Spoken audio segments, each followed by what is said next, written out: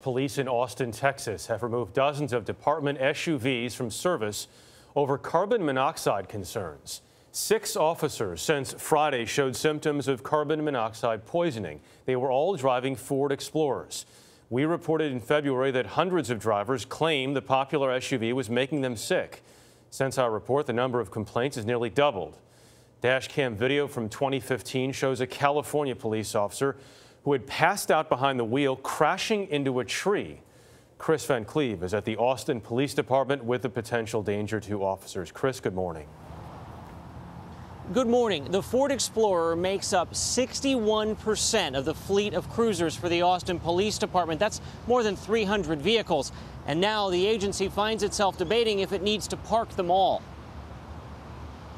I'm lucky to be alive, I believe that, and I'm lucky I didn't kill somebody else and their family that night. Sergeant Zachary LaHood was the first Austin police officer to report being sickened by apparent carbon monoxide exposure in his Ford Explorer police cruiser. Smelling exhaust?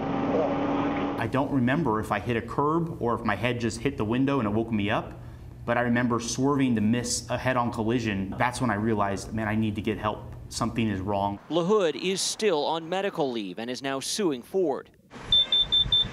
Austin police installed these carbon monoxide detectors in their Explorers after the incident, which APD says have gone off 37 times. Those SUVs have been pulled out of service, and in just the last week, 6 officers have been treated for carbon monoxide exposure. Assistant Chief Troy Gayle. If the end result that we end up parking several hundred utility vehicles, and that is ultimately the decision. If we continue to have occurrences, then we will do that. Since our February report, the number of complaints involving 2011 to 2017 model year Ford Explorers, not just police units, nearly doubled to 771. Federal regulators are now investigating if the issue in Austin is related to a potential safety defect. Ford has known about the situation since at least 2012.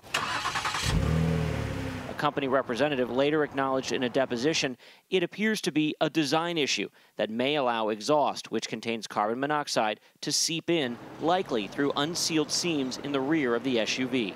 Ford needs to step up to the plate, take responsibility, and get these cars off the road. They need to issue a recall. There is no denying the fact that these cars are going to kill people.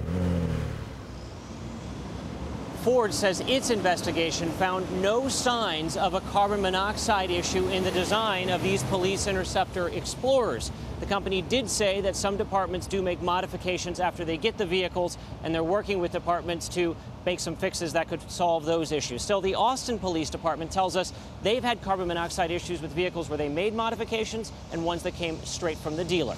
Norah? Good to know. Kris, thank you so much.